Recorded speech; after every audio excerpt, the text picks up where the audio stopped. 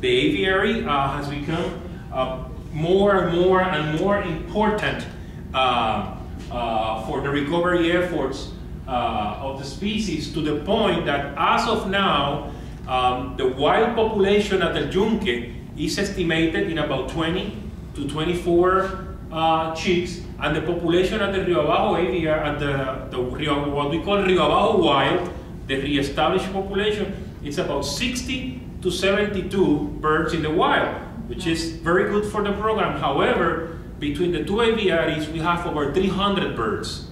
So for the first time in the history of the program, since it began in 1968, we reached a record year of over 400, a little over 400 birds. So that's the current numbers in our aviary. I was talking to Dan this afternoon about how we use Hispaniolans as a surrogate species for the Puerto Rican parrot. Remember that the purpose of the program is the recovery of the species in the wild. We are not a commercial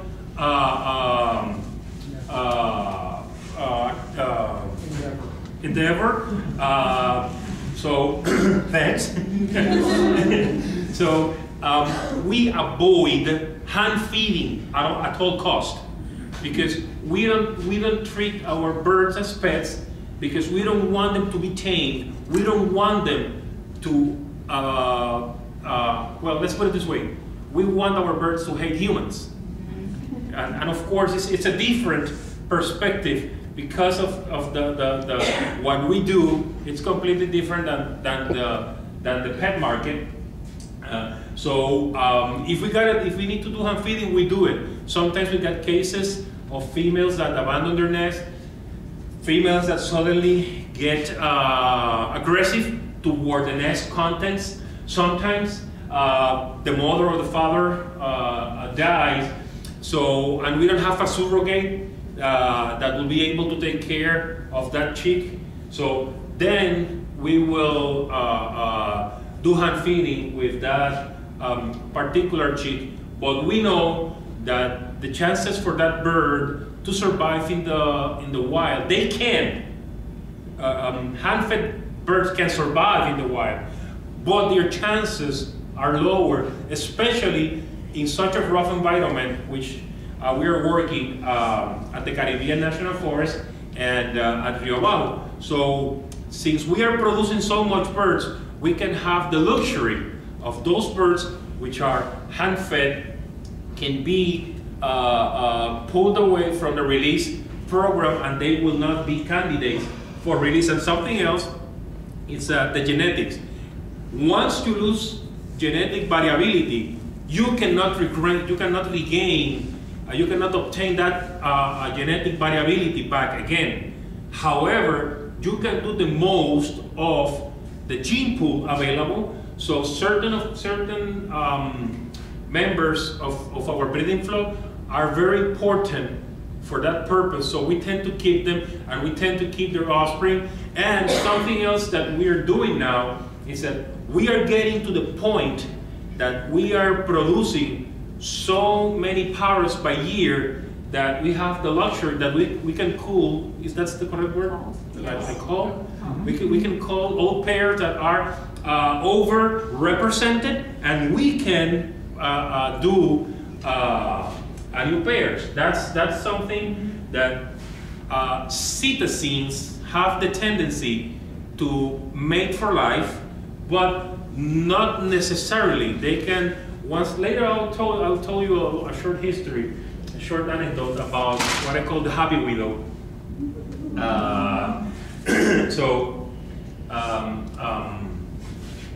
Okay.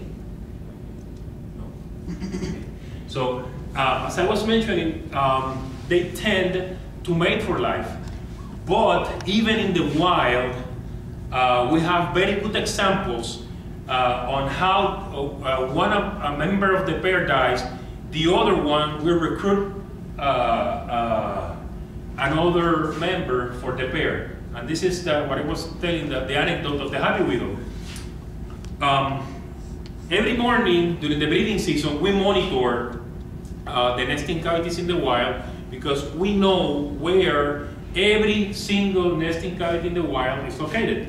This was back in 1993. It was a nesting cavity known as South Fork 1A, and in the morning, these birds produce a specific call, which is what we call the contact call, and to our ears, have the noise or the sound is the same, but the females that are taking care of the eggs or the chicks, they can identify her specific mate by the noise. And you can have, let's say, two nesting cavities in the wild, 75, 100 meters away from each other, and the female in one nest will not respond to the contact call of other male. To our naked ears, they sound all the same, but they can recognize the specific pitch of their, well, let's put it, husband, you know, their love. So every time we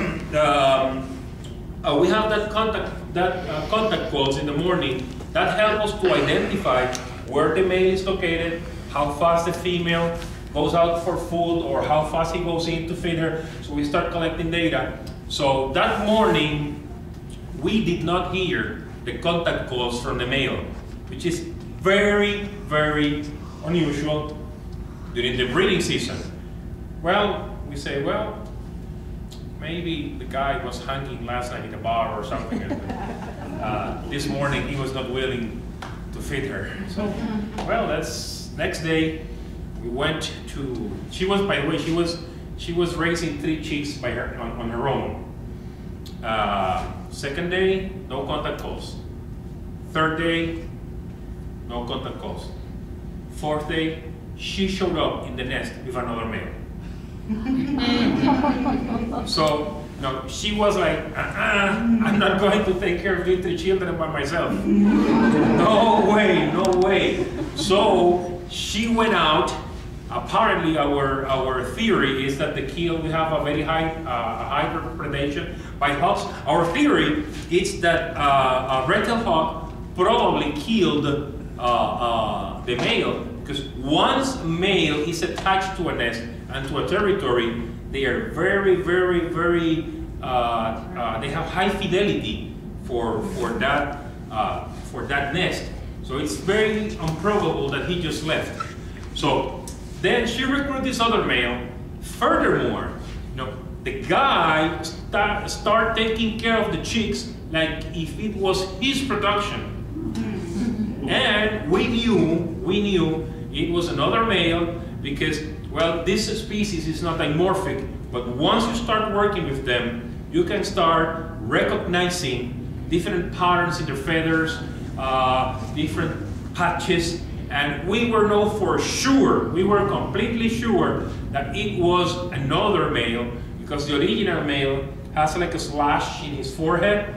The red forehead was like slashed, and this one has a broad red forehead. So the guy was taking care of the territory, the nesting contents, and the female until the chicks fledge. So that, I think that's one of the most good examples of how these species not necessarily made for life.